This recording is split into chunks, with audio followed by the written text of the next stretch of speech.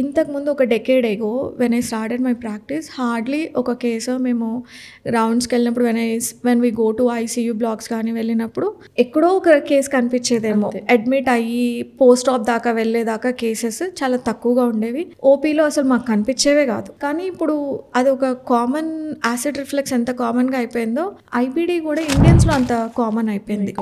మనకి Indian jeans మన gene ప్రకారంగా చూసుకుంటే Asians are less prone to IBD last year. కానీ అది మనలో వెస్ట్రన్ కంట్రీస్లో ఎక్కువ ఐబీడీ బికాజ్ వాళ్ళు ప్రాసెస్డ్ ఫుడ్ ఎక్కువ తింటారు, ఇన్ఫ్లమేటరీ ఫుడ్ ఎక్కువ తింటారు, డైజెస్టివ్ పవర్ ఎక్కువగా.